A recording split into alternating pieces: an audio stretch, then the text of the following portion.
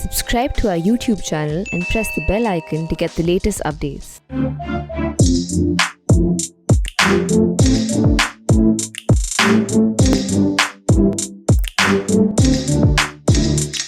Hello and welcome to Softcover, the Print's platform to launch select non-fiction books. The book that we are launching today is titled The Brand New Nation. It's a Harper Collins publication and is authored by Ravinder Kaur. Thank you so much, Ravinder, for taking out time to join us for the launch of your book. The book delves at length into identity politics, into identity economy, and how probably 1991 was the turning point, with the influx of investment into the country. So we'll ask and talk about more of this book. First, we will launch this book.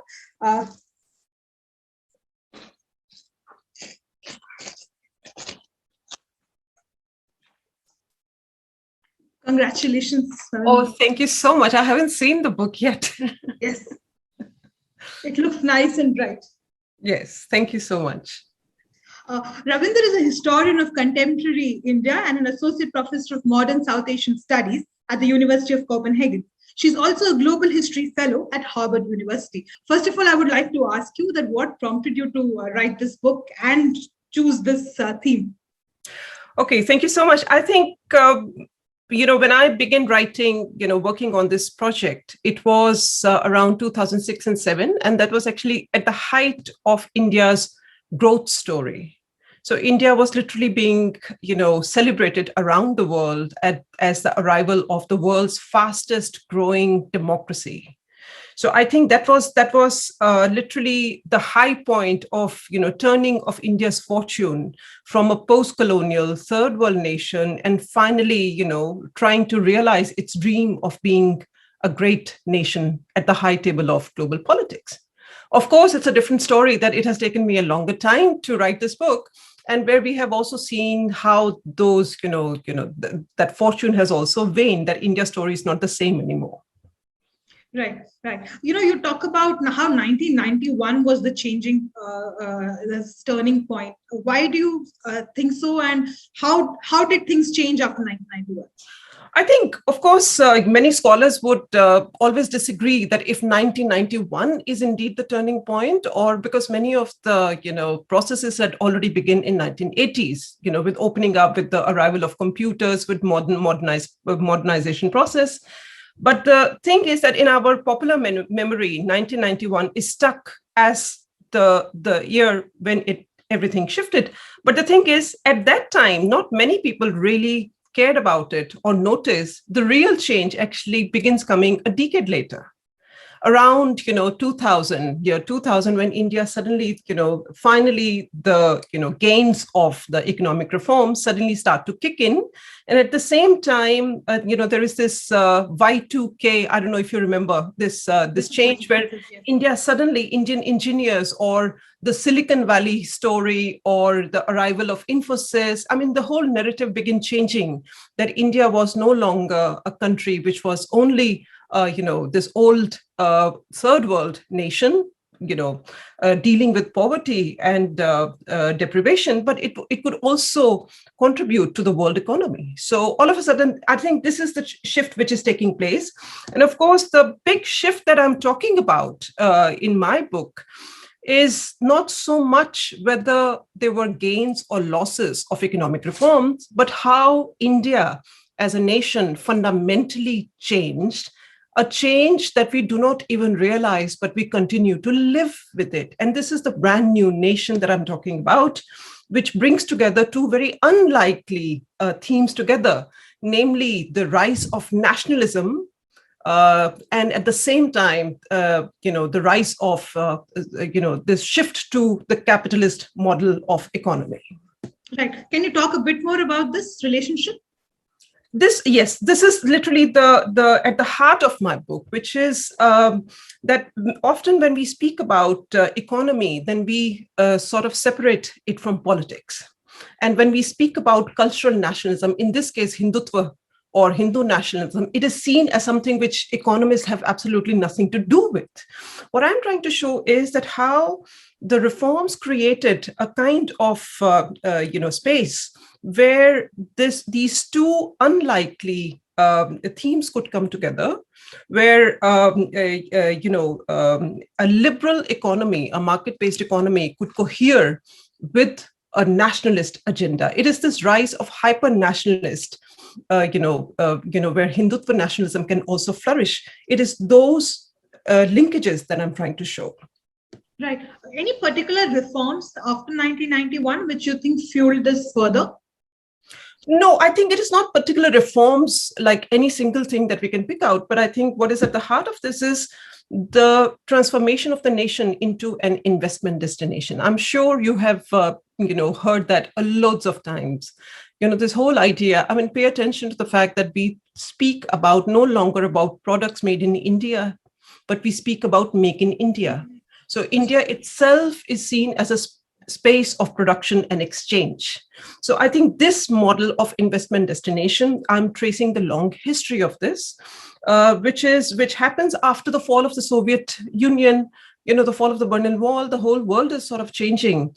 And, this whole idea of emerging markets, where you begin to rethink of the third world as a potential market where you can generate profits too. So what I'm looking at by brand new nation, what I'm trying to propose is a new fundamental way of looking at the nation as a space of production, where you begin to rethink of the territory as a space of resources, natural resources which can be extracted and which can be mined.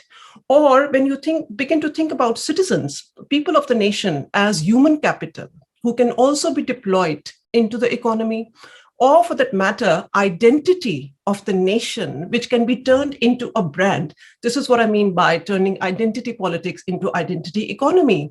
So what I'm saying is this whole way of looking where everything which constitutes the nation can be seen as assets, which can be turned into income generating assets actually. Right. And has this brand politics become stronger under the current Modi government? Yes. That's why there's so much focus on image management that we see. Yes, that I would totally agree to. I've been writing about brand politics, and what I mean by that really is that how this, principles of marketization or brand making enter mass politics.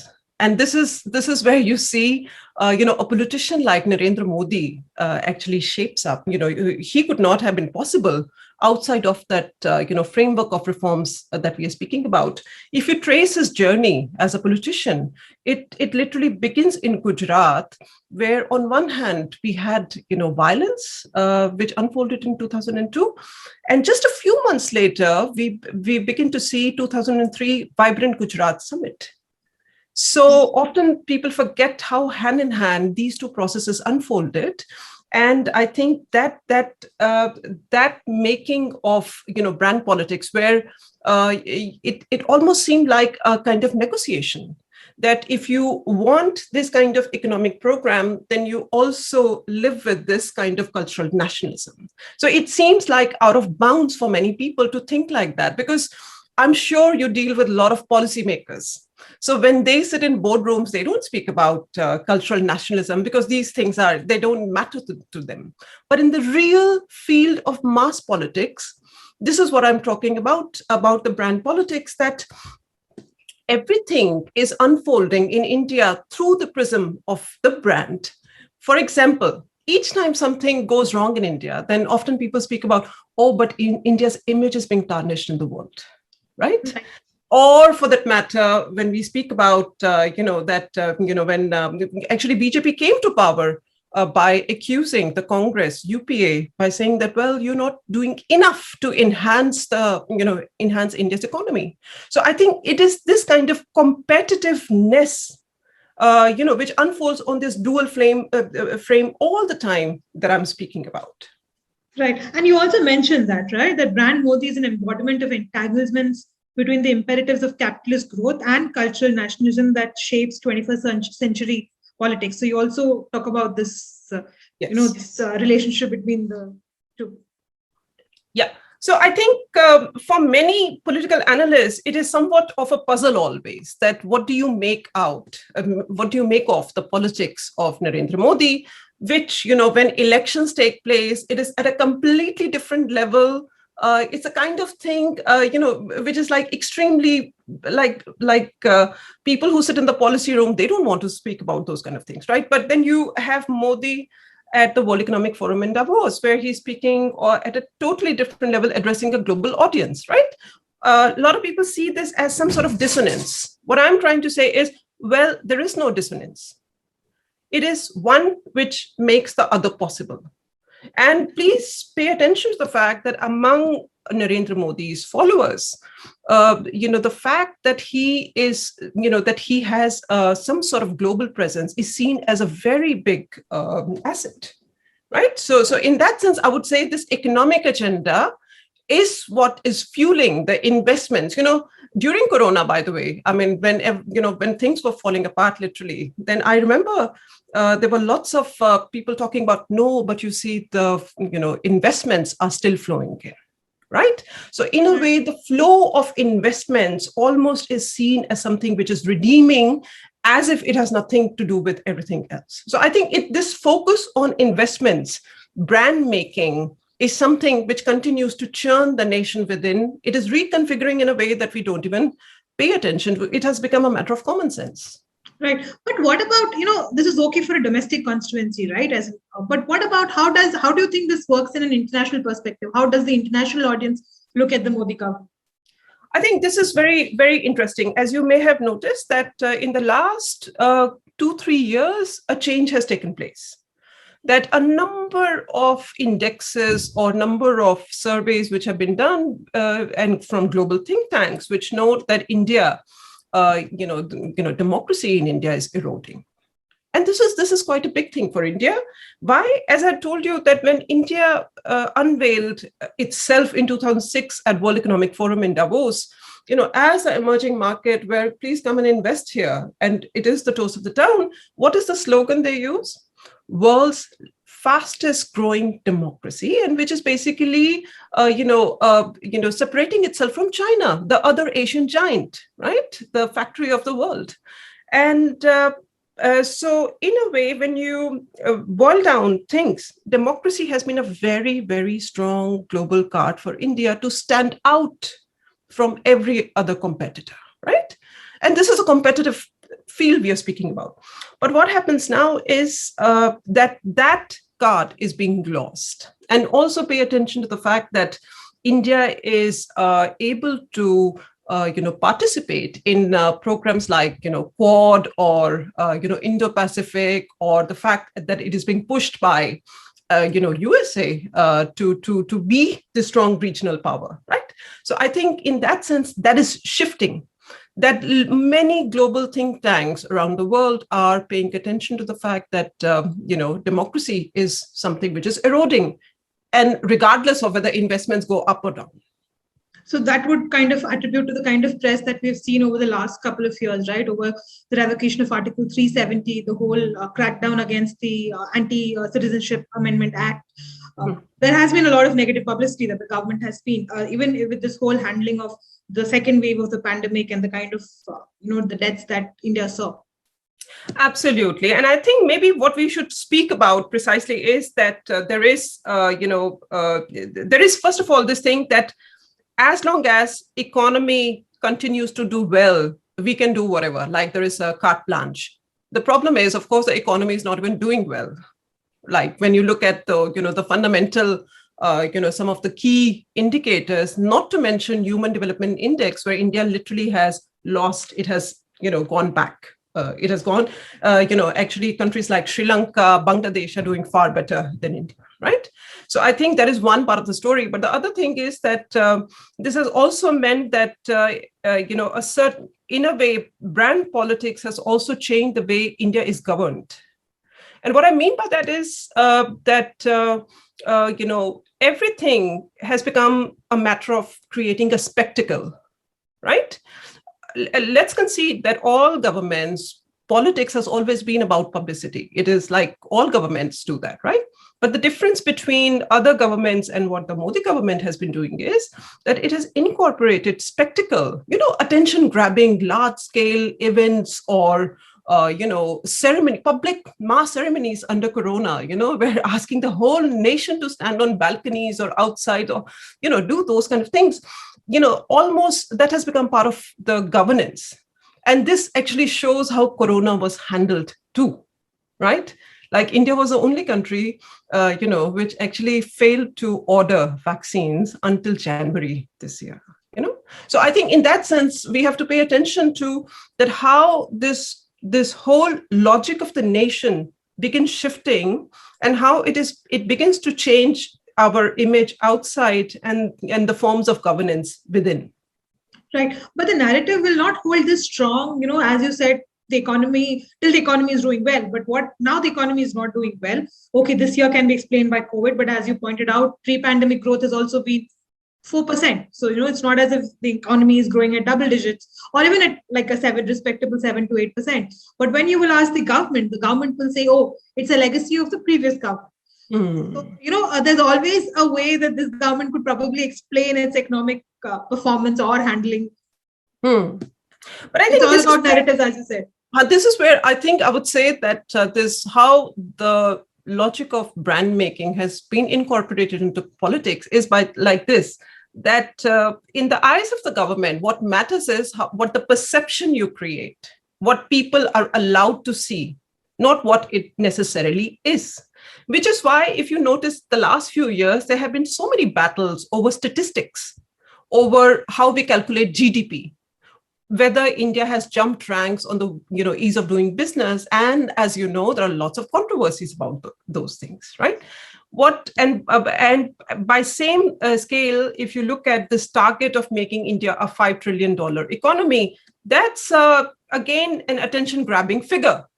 That in the mind of the public, it's very easy to grab. Wow, $5 trillion economy. Nobody is going to look at the details, right? So I think by this, what it means is that the whole focus is on creating perceptions or honing them rather than looking at, some of the fundamental problems, that because it is pretty shocking, the dissonance that you're speaking about, that Indian economy is actually not doing well. So in a way, the promise of good times, which was inaugurated in 2014, it has actually not come true. India has actually it has slided backwards on so many counts. And I especially want to mention not the economic growth part so much, but actually I want to focus on the Human Development Index, where I think on the key, indicators like education, on health, on literacy, all those counts, I think India has slided back. And if you compare the India story with the Chinese stories, what you do notice is that, 3 decades ago, or even 4 decades ago, even when China was a poorer country, it had started investing heavily in the population. So I think that is one key difference between India and China, which is often not spoken about, because please remember in 1950s, Chinese growth was lower than Indian. They started at an uneven, scale, and then China, takes a step forward, right? So I think we must remember that there are some. So this dissonance that you're speaking about, this I think cannot be explained by political analysis alone, because as you know, the political analysis often is, well, it's the economy, stupid. As long as the economy goes well, everything will be fine. But in this case, economy is not doing well. So I think this can only be explained by, looking at the kind of emotional politics of image making, of perceptions, the cultural part of it, which we often ignore. Right. And you even talk about it in this book, right? That even though the promised good times may never arrive, brand politics emerges stronger, fueling hope. But how long will an electorate wait for these promised elusive good times? I think this is a so important question, and I'm not sure I have an answer to this, because you and I, we are all witnessing the changes that are taking place. And the thing is, like, I at least belong to that generation of people, in 1990s, early 90s, like having passed out from school, you were told that you're entering a new world, that now it's not a question of if, but it's a question of when India will be this great power who's joining the high table of global politics. So I think 30 years have passed. And I think, and people older than me, I think, like you think about, an entire generation has lived through that, waiting in hope. So there was a moment when it seemed within reach, and that is, a decade ago or so, right? But then I think for me, this is something that I'm following, because I don't have any answer to this, But what you do know is that this is a promise which comes without a deadline.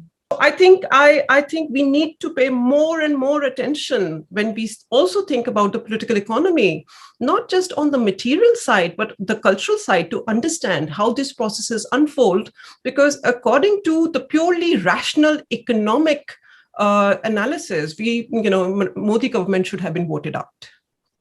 And now I think especially because you would have a increase in poverty because of the pandemic. Obviously, unemployment levels are also on the rise. Whatever data a little bit that we are seeing seems to show that consumer expenditure of households is also under a lot of pressure. So, it is the common man or even the poorer man who's like really suffering the impact of the pandemic. Absolutely. And please note that many of the figures that we have, or many of the surveys, statistics, they they predate Corona. And probably some are even a decade old, right? So we don't have... So I think I was reading last night some statistics. You can see the latest surveys, latest figures, most of them that you get, they are from 2019, data, which has nothing to do with Corona. So I think in a sense, pandemic is only deepening or accelerating, some of the processes which were already unfolding. And I think that the downfall or the downslide began in 2016. I think demonetization literally was one of the reasons, that simply derailed something. It was quite a drastic move made, done to the Indian economy, right? So I think we must. So pandemic has only worsened the situation.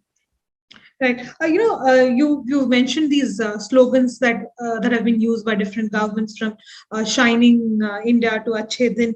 How strongly do you think these slogans have played a role in electoral brand politics?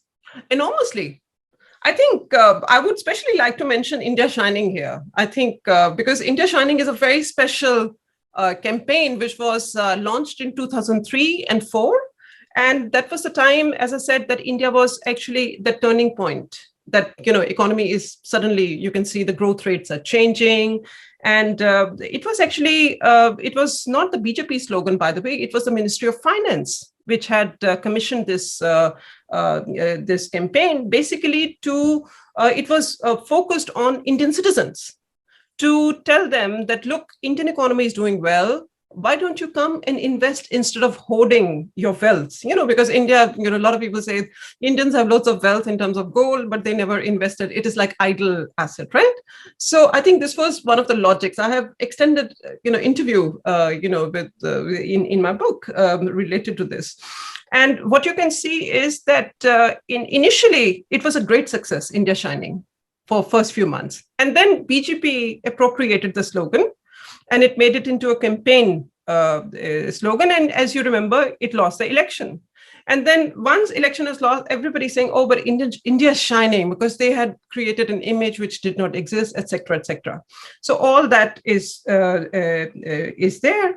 But I think what I'm trying to point out is that somehow the notion of India shining, or that imagery, which I have presented in my book as well, it was tremendously powerful in shifting opinions about economic reforms. Because until then, as I said, that whole decade of 90s, it wasn't like, I think there was a lot of backlash. People forget that.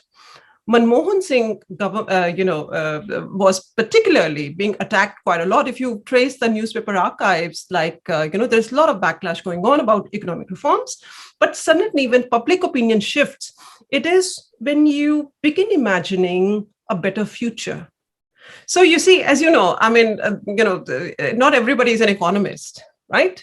So, people do not understand, the policy statistics or growth rates or whatnot. But what they do understand is that image of prosperity and progress, which those India Shining images were showing.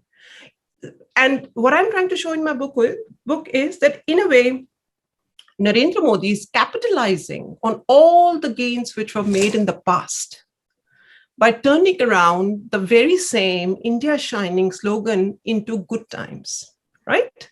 So in a way, I think one must say that Congress has been a loser in the sense it is the original party of reforms, but it wasn't able to capitalize politically on it in the way that BJP actually has, and which is a very strange story because, as you remember, BJP was opposed to reforms, right? So I think it's in a way, the 30 years have shifted the political landscape in India quite a lot. Right. And we also see how, a lot of older schemes have now been renamed, or, the focus has been shifted a bit. And then somehow these have become the current government schemes and, the achievements of the current government. So they've been very, in fact, I think successful in expropriating those successes of probably what could be attributed to the previous government.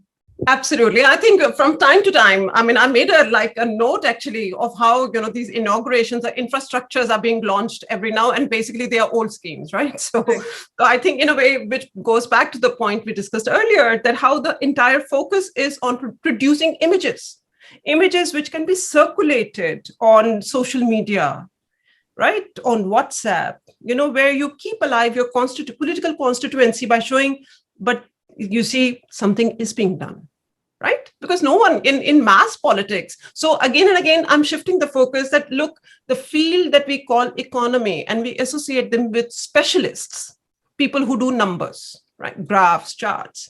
What I'm trying to show is, well, the field of economy is actually shaped in the cultural politics, in the mass politics, where public opinion matters quite a lot, and therefore we must pay more attention to it. Right. And my last question to you, what do you think are the perils of treating the nation as a brand par excellence? I think by treating the nation, and which goes back to the point that to begin imagining nation as a space of production where everything must generate some sort of income, is problematic, because I think then you overlook a very important part, which is namely human development or civil liberties, or, for example, when you begin thinking of India as an enclosure, like where capital can continue pouring in, right? Then you also begin demanding discipline from that enclosure, right? That people must behave, people must contribute to be a good citizen. Also means you contribute to enhancing the image of the nation in the world. And this is where the problem begins, where, as you recall, there was a whole drive called #positivity. During Corona, citizens were being asked to tell positive stories, which is in keeping with this whole, where brand making consistently demands that you produce good news, tell good news, right? Bad news has no place in it. And this is not appreciated.